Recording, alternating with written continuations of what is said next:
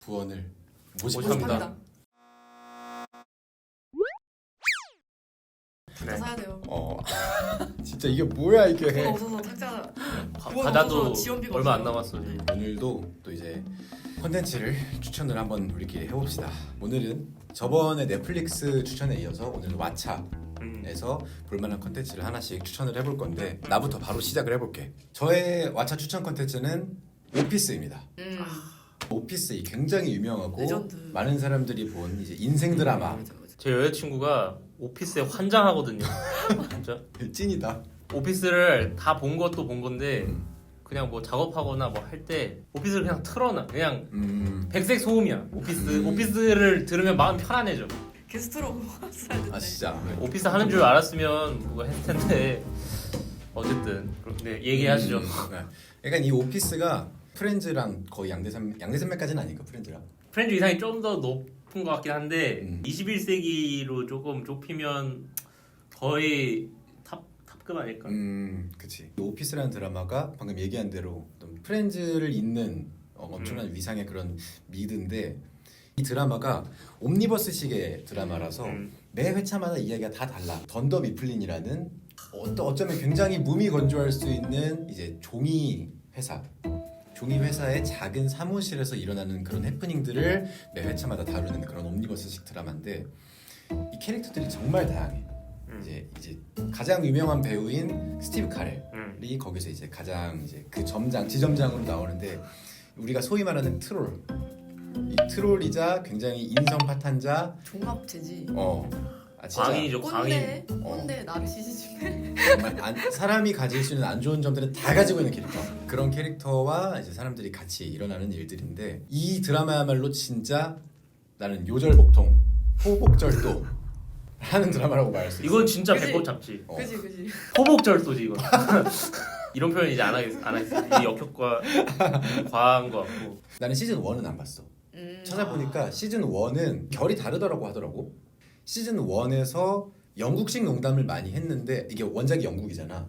그죠. 많이 했는데 그게 잘 먹히지 않아서 시즌 2부터는 미국식으로 좀 바뀌었다라고 하더라고. 그리고 또 이 나오는 캐릭터들이 굉장히 현실적인 정말 있을 법한 캐릭터들이어가지고 완벽한 캐릭터가 하나도 없어. 그러니까 다 흠결이 많은 사람들인데 이 드라마를 좀 쭉 보는 묘미 중에 하나가 이 흠결이 많은 사람들이 처음엔 되게 막 보기 불편할 수도 있거든. 막 되게 약간 인권 감수성 없는 말들도 하고 약간 남들을 너무 깎아내린다든지 그런 말들도 많이 하는데 이 사람들이 점점 조금 더 인간다운 모습을 찾아가는, 조금 더 인성도 괜찮아지고 좀 더 그들끼리의 유대감도 깊어지고 하는 그런 모습을 보면서 약간 울컥할 정도로 그런 울림이 있었어.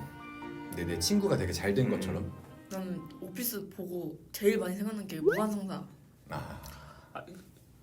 무한상사 이게 모르겠지만. 오피스에 영향을 받았다고 저는 생각을 그치. 하기 때문에. 그치. 시기상으로 봐도 네.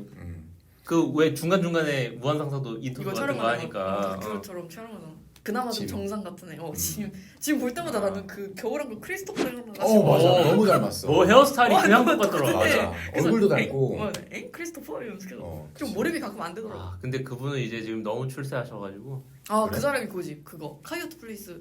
감독이죠. 원투를 다 감독했고 근데 그것보다는 에밀리 브런트 남편으로 그치. 더 잘하시는 둘이 결혼했어? 부부고 진짜로? 그러니까 콰이어트 플레이스라는 기획 자체가 가족사 패밀리 비즈니스. 에밀리 브런트가 프로듀서로도 꽤 됐어. 참여했었는데 진짜로? 진짜? 원찍기 전부터 부부였어요. 와씨. 그리고 나는 그게 되게 울렸어. 비하인드 같은 걸 찾아봤는데 거기 그 오피스 중에 그 인도에서 온 그 사람이 사실은 이거 시나리오나 이런 거를 되게 맡아서 했고 그 여자가 극 중에서는 그 남자한테 매달리잖아. BJ 노바. 근데 실제로는 이 남자 배우가 엄청 매달렸대. 맞아. 그리고 둘도 부부 아닌가? 부부인지 연인 관계인지 모르겠는데. 자 나 이거는 무서운 짓 그래. 나중에 팩체크를 해서 그래, 달라오는 걸로. 이거는 차당 러닝 타임이 한 20분 정도밖에 안 돼가지고 그냥 굉장히 가볍게 항상 틀어놓고 볼만한 드라마라고 생각을 하고 나는 사실 프렌즈는 정주행에 실패를 했어.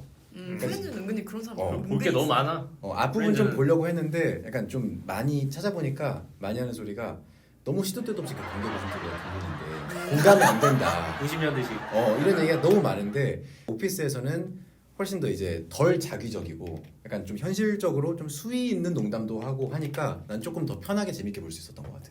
조금 아쉬웠던 부분은 이 캐릭터들이 좀 선 넘는 발언들을 많이 해.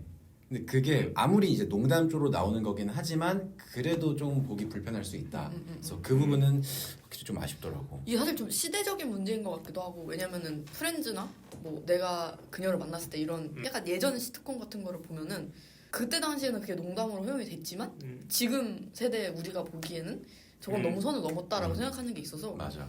그런 거는 사실 나도 보면서도 좀 고민이 돼. 이걸 내가 시대적으로 그냥 감안을 해야 되는 부분인가.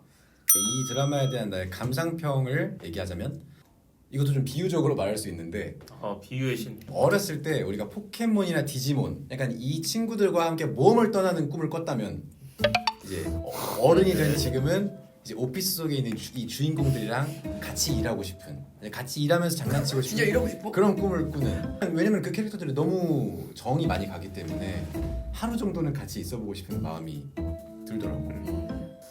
하지만 오피스로 직장 생활을 배우고 직장 가면 좀 문제가 있을 수 있습니다. 아, 그치. 이거는 이거는 글로 배우는 연애가 네. 위험한 것처럼. 오피스에선 점장님 개 유쾌하시던데 가가지고 농담 갑자기 이러면은 문제가 있어. 판타지는 판타지다. 물론 이 드라마 자체에 굉장히 좀 뭐 소위 말하는 짜치는 부분들도 많이 있고 하지만 어쨌든 이 전반적인 내용 자체가 나한테 사실 큰 울림을 줬기 때문에 나는 5점 만점에 5점. 제가 오피스에 대해서 한마디만 덧붙이면 제 오피스에서 정말 좋아하는 에피소드가 딱 하나 있는데 이게 마이클 스캇이 단편 영화를 만드는 에피소드가 있어요. 나 아무도 나한테 안 봤다. 그 진짜 레전드 에피소드인데 그 에피소드 하나만 봐도 그 전 얘기를 잘 몰라도 그 에피소드는 즐길 수 있거든. 그 단편 영화가 너무 웃겨. 나는 그런 B급 혹은 C급 그런 엉성한 영화류의 재미가 너무 재밌기 때문에 까도 새로운 매력이 나오는 걸 보니 정말 좋은 드라마라는 생각이 다시 드네요. 진짜 추천다. 이번에는 관우가 추천하는 당연히 또 프랑스. 또 프랑스. 프랑스 또 떠나봅시다. 왓챠가 익스클루시브라고 본인들이 이제 단독으로 배급해서 푸는 그 중에서 이제 데려온 것 중에 하나가 마법에 빠졌어요 라는 영화고 원제는 샹브 누성 누즈 212호 방. 왜냐면은 이게 좀 비유적인 표현인데 프랑스 민법 212조가 뭐 결혼한 부부는 서로에게 뭐 믿음과 정절과 뭐 그거를 지킨다는 걸 뭐 약속한다. 뭐 결혼에 대한 그 법일인데 줄거리가 뭐냐면 왜냐면 결혼한 지 20년 넘은 부부가 있어요. 마리아하고 리샤르가 있는데 마리아가 바람을 피워서 시작해 영화가. 심지어 바람을 진짜 그냥 노는 거 있지. 그냥 이렇게 바람도 그냥 이 사람이 진짜 좋아져서 사귀는 게 아니라 진짜 그냥 후겁 이런 식. 그러다가 남편을 들키는데 마리아가 너무 당연하게 얘기를 하는 거지. 너도 솔직히 이미 우리 20년 했고 평생 우리 서로 같이 살려면은 바람을 펴야지. 너도 사실 안 떳떳할 거 아니야? 라고 하는데 리샤르가 아니 나는 20년 동안 한 번도 다른 사람 느낄 줄 단 한 번도 없는데. 논리가 걔가 너무 뻔뻔하네. 그러니까 마리아는 당연히 그냥 둘 다 식었다고 생각을 한 거지. 그래서 둘이 이제 싸우고 리샤르가 화가 났으니까 그래서 그 집 바로 건너편에 있는 호텔 212호 방에 머무는데 갑자기 여기서 마법 같은 일이 일어나. 방문을 열었는데 20년 전 리샤르가 나타나 있는 거야. 그리고 갑자기 리샤르의 첫사랑도 갑자기 나타나고 죽은 마리아의 엄마도 막 나타나. 그러면서 우리 집안에 너처럼 많은 남자를 만난 애가 없다 이러면서 그 남자 목록을 막 불러. 그 갑자기 증조 할머니도 갑자기 다른 방에서 나타나더니 네가 어떻게 감히 이런 소리를 해. 그러니까 영화가 엄청 마법에 빠졌다라는 말처럼 비현실적인 일이 계속 일어나. 판타지적이네. 가장 인상 깊었던 점은 리샤르는 사랑을 추억이라고 생각하는 사람인 거지. 당연히 사랑은 한 순간이니까 우리가 한순간에 빠져서 결혼을 하면은 그때까지 우리가 쌓았던 추억을 보면서 살아가는 거지 라고 생각하는 거고 마리아는 설레지 않으면 사랑이 아니다라고 생각하는 걸 수도 있고 그래서 이제 그런 가치관의 차이랑 만약에 과거의 사람을 내가 다시 선택을 하게 된다면 어떤 일이 벌어질까 이런 상상 누구나 하잖아. 내가 만약에 그때 헤어졌던 사람은 잘 살았으면 어떻게 됐을까 이런 얘기를 당연히 상상을 하잖아. 근데 이 영화는 그게 맞아 그렇게 되면 잘 될 거야 안 될 거야 이런 걸 말하지 않아. 두 선택지를 내 생각에는 다 그냥 은근슬쩍 보여주거든. 그래서 되게 여러 가지 생각을 많이 하게 해. 사랑에 대한 생각부터 결혼에 대한 생각. 왜냐면은 사람들이 제일 많이 하는 착각이 결혼해서 행복하게 오래오래 살았답니다라는 결론을 너무 많이 봐잖아. 어렸을 때 동화책부터 해가지고 웬만한 로맨스 코미디 영화에서. 근데 이제 이 영화는 결혼이 사랑의 결실이 아닐 수 있고 같이 산다고 서로를 다 아는 것도 아니다. 부부라고 해서 뭐 다른 사람에 비해 많이 안 볼 수도 있겠지만 사실 리샤랑 마리아는 결국 서로의 마음을 하나도 몰랐던 거야. 추천 포인트는 이런 많은 생각을 하게 해준다라는 건데 추천 포인트는 아까 얘기했던 것처럼 정말 비현실적이라 현실적인 사람은 감당하기 힘들 거야. 아니 지금 여기서 뭐야 꿈이야? 근데 꿈도 아니고 꿈이야? 아니 그럼 뭐야? 꿈 아니면 뭐야? 물어볼 거야 분명히. 근데 아무도 대답 안 해주겠지. 그리고 심지어 결론까지도 확실하지가 않아. 그래서 좀 열린 결말을 싫어하거나 비현실적인 연출을 싫어하는 사람은 정말 싫어할 거야. 약간 그런 좀 꿈과 현실을 오가는데 그게 명확하게 구분되지 않는 그런 구성인 건가? 아니 그것도 아니야. 아 그것도 아니야. 진짜 그냥 마법처럼 하룻밤에 그게 일어났다가 사라지는 듯한 뭐 그런 내용이라서. 근데 되게 인상 깊은 대사들이 굉장히 많아서 추천을 하고 싶은 거지. 뭔가 사랑관에 대해서 좀 생각해 볼 수 있는 사랑이나 지난날에 대한 뭐 선택이나 그런 것들에 대한 거랑 그런 현실과 미래. 그리고 사실 내가 마침 이때 나의 미카엘이라는 소설을 딱 읽었을 때였는데 나는 여기서도 그런 모습을 봤거든. 거기서도 두 부부가 나오는데 이거는 사실 지극히 아내 시점으로 쓴 거야. 아내가 그냥 쓴 거야. 근데 이제 내가 보기에는 그 아내나 남편 둘 다 어떻게든 잘해보려고 서로 막 노력하는 게 막 난 보여. 막 남편도 막 돈 벌면서도 막 애도 보고 막 이런 게 막 보여. 근데 서로에 대해서 사실상 아는 게 없는 수도 있겠다라는 거나 좀 그런 생각이 많아지는 거지. 사랑이나 운명에 대해서 어떻게 보면 지극히 그냥 내 시점일 수 있다. 좀 다양한 생각하기 도 좋은 것 같고 영화 중간에 이제 마리아가 이런 말을 해. 어쩜 이렇게 나라는 사람을 모를까요? 한 입으로 덮을 뿐 그냥 그 사람을 내가 다 아는 것도 아니고 서로 사랑에 빠진 이유도 지금 사랑하는 이유 너무 다르다. 내용은 비현실적일지 몰라도 현실적인 관계에 대해서 생각하게 만드는 많은 그런 생각을- 영화인 거 아니야? 근데 이걸 되게 재기발랄하게 딱 그려냈고 이런 영화를 봤을 때 사람들이 제일 많이 하는 말이 아 참 프랑스 영화답다 라고 얘기할 것 같아. 나는 영화 클로저를 보면서 되게 안 좀 봤는데. 찝찝했거든. 이거는 또 그런 분위기가 아니라 또 재기발랄하다고 하니까 근데 내용은 비슷한 것 같은데 또 분위기가 다르다고 하니까 또 궁금해지네. 별점은 어떻게 되죠? 제가 사실 이거를 2번을 봤는데 처음에는 사실 헷갈리는 거지. 너무 비현실적인 게 많으니까. 처음엔 3점이었는데 다시 한번 보고 나서는 0.5점이 올랐어요. 3.5. 근데 저는 3.5점이면 되게 좋은 거. 짠 편이. 짠 편이어서 저는 근데 나는 3.5만 돼도 남한테 추천은 해. 3.5면 기본적인 기준으로 봐도 추천작인 훌륭하지. 것 같고. 자, 하여튼 오늘의 왓챠 컨텐츠 여기까지. 나 미안. 저 눈빛 많이 봐. 피곤하신가요? 눈빛 봐. 끝내고 싶어. 제가 해도 되는 거죠? 그럼 알겠습니다. 해오기의 우리 네. 왓챠 추천 컨텐츠는 뭔가요? 아직 지금 촬영 기준으로 왓챠에 올라오진 않았어요. 몇몇 극장에서 아직 하고 있더라고요. 이게 왓챠에서 배급을 하는 영화지만 극장에서 먼저 공개를 하고 그 다음에 올라올 건데 아네트라는 영화입니다. 아네트라는 영화고 칸 영화제에서 올해 감독상을 탔죠. 레오 까락스 감독이. 레오 까락스 또 이제 프랑스의 거장이잖아요. 거장이라고 할 수 있죠. 뭐 작품 수가 얼마 안 되긴 하지만 워낙에 이제 좋은 작품을 많이 만드는 감독이고 줄거리는 그러니까 LA가 주로 배경인데 오페라 가수인 안이 있고 이제 마리온 코티야르가 분한 안이라는 오페라 가수가 있고 또 이제 아담 드라이버 배우가 분한 스탠드업 코미디언인 헨리라는 남자가 있습니다. 근데 이 둘이 첫눈에 반해서 연애를 하고 결혼을 하게 돼요. 근데 이제 두 사람의 어떤 인생이 그렇게 행복해질 것 같았으나 뭔가 특히나 헨리의 어떤 심리적인 인격적인 문제들이 그 이후에 계속 터져 나오면서 걷잡을 수 없는 사건들이 계속 벌어지게 된다. 뭐 요 정도로 정리를 할 수 있을 것 같아요. 더 뭔가 얘기를 하면 스포일러가 될 수도 있을 것 같고 근데 조금 사라질 것 같아. 만약 그 좋은 게 사라질 것 같아. 더 얘기하면. 왜냐면 한 장면도 간단하게 정리할 수 있는 장면이 없는 영화인 것 같아요. 추천 포인트로 바로 넘어가면 딴 거보다 저는 이 아담 드라이버 최근에 폼이 굉장히 좋잖아요. 선관도 좋아진 것 같고 개인 연기도 굉장히 훌륭한 것 같아요. 저는 이 배우 눈여겨봤을 때가 엄청 옛날인데 2014년에 인사이드 윈이라는 영화에서 처음 봤거든요. 그 당시만 해도 엄청 단역이었는데 진짜 짧게 나오지 않아 거기? 거기서 이상한 코러스 역할 엄청 저음인데 막 아우로 스페이스 갑자기 막 이런 코러스를 였거든요. But I sweat when they stuck me in the pressure suits. Bubble helmet, flash, Gordon boots. Nowhere up there, gravity's just no place to be a hero. Okay. Okay. 엄청 특이해서 기억을 하고 있었는데 이제 가면 갈수록 그냥 특이한 게 아니고 좋은 연기를 하는 배우구나를 정말 알게 됐어요. 패터슨이라든지 특히 결혼 이야기에서 연기가 굉장히 좋았고 뭐 올해도 벌써 영화가 3개쯤 나온다고 하죠.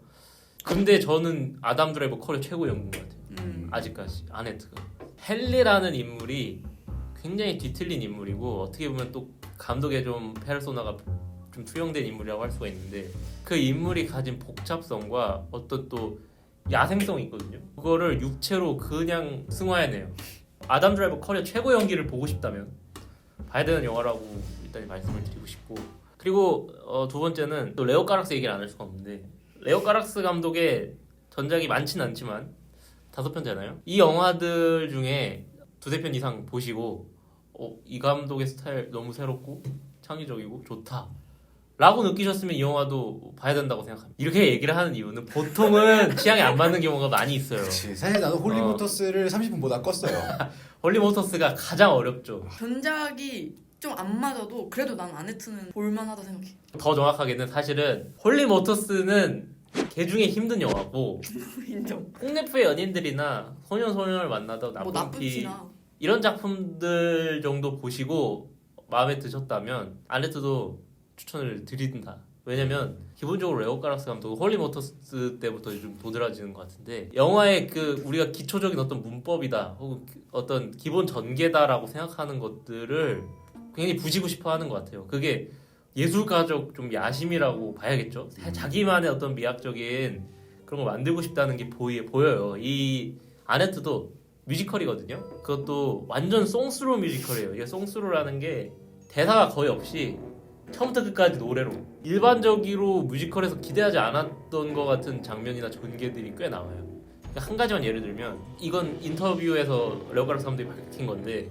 자기는 항상 궁금했다. 왜 뮤지컬 영화에서는 정사신이 있을 때 그때 노래를 왜 안 하지? 자기는 왜 그렇게 안 하는지 궁금했다. 이 영화에 나옵니다. 정사신에서 노래를 하더라고요.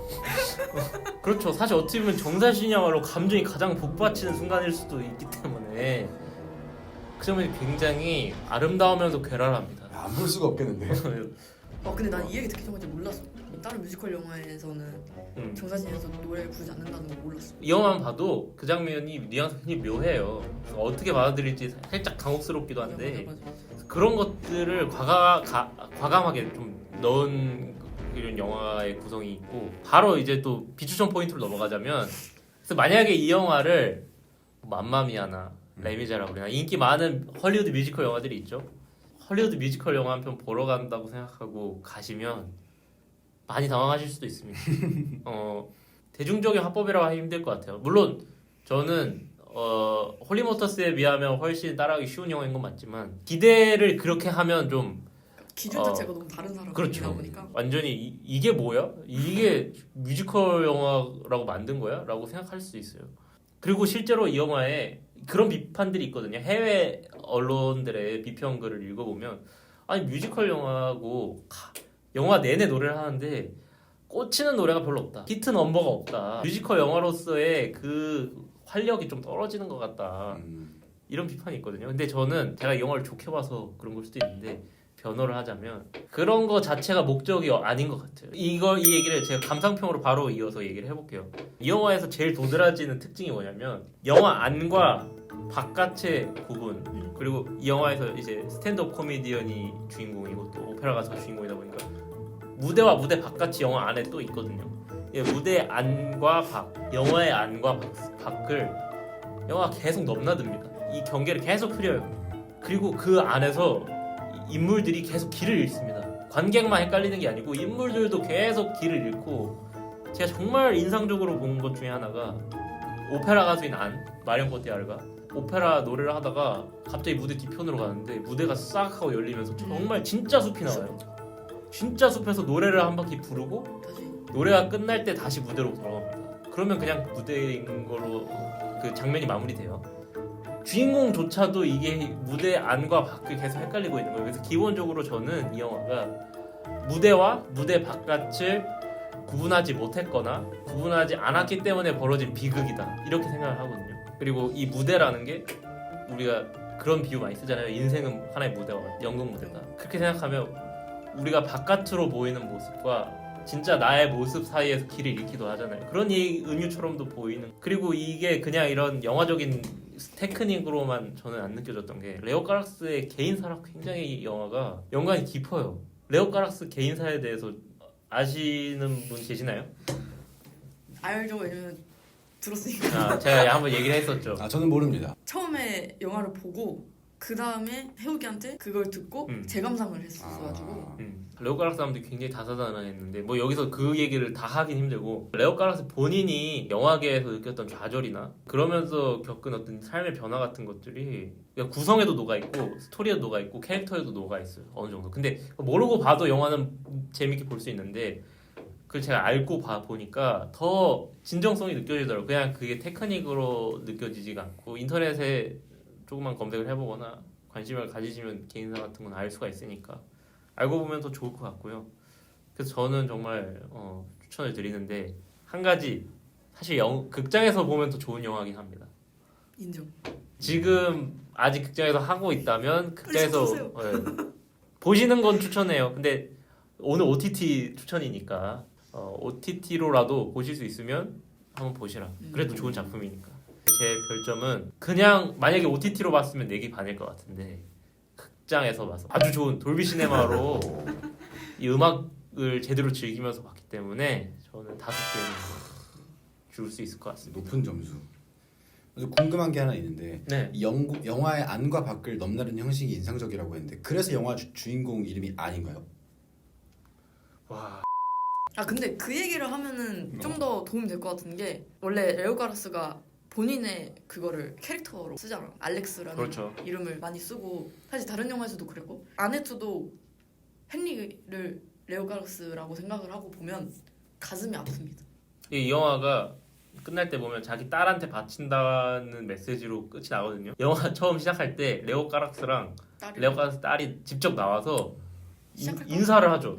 그리고 이건 인터뷰까지 인용을 하자면 이건 쐐기를 박자면 이 영화는 좋은 아버지가 되는데 실패한 나쁜 아버지에 대한 얘기다라고 레오 카락스 감독이 얘기를 했어요. 그래서 뭐 자기 얘기가 좀 들어있다고 얘기를 했던 것 같기도 하고 이건 뭐 나는 이게 약간 영화뿐만 아니라 예술가 자체에 대한 얘기인 것 같기도 해. 왜냐면은 예술가라는 게 배우는 그런 게 더 심하겠지만 사실은 나는 자아가 2개라 생각하거든. 그림 그릴 때 나랑 일반적인 나랑. 근데 이제 간혹 이거가 헷갈리다 보면은 정말 심리적으로 힘들 거란 말이지. 레오 카락스도 본인이 그런 얘기를 많이 하는 것 같아. 영화 태도가 자전적인 얘기가 들어갔음에도 불구하고 굉장히 냉철하거든요. 냉혹하고. 그래서 어떻게 보면 저는 이런 뉘앙스도 있는 것 같아요. 세상에 예술가랍시고 자기 합리화하지 말고 남의 사람 등한시하지 말고 인생을 똑바로 살아라. 주변 사람 챙기면서 이런 뉘앙스가 있는 것 같아요. 전. 그래서 이건 정말 예술 자체에 대한 얘기를 하는 영화다. 그래서 나도 여기 몇 점까지? 나는 거의 올해의 작품이야 이거. 저도 올해 본 작품 중에는 거의 제일 좋았던 것 같아요. 자 그러면은 왓챠에서 볼만한 컨텐츠 이렇게 하나씩 추천을 해봤고 오늘 집 가는 길에 저 핸드폰을 오피스 보면서 가려고요. 아까 그 에피소드 알려주면 안 돼? 이거 이런 말 뻔. 생방송 아니야 괜찮아. 여자친구한테 삐처리 무슨 나 혼자 이러길래 뭐 큰일 났나 이러고 있었어. 유명인이야? 여자친구한테 물어보면 바로 안. 오케이. 물어봐야겠다. 다음에 더 재밌는 컨텐츠로 나눠보도록 합시다. 끝. 빠용.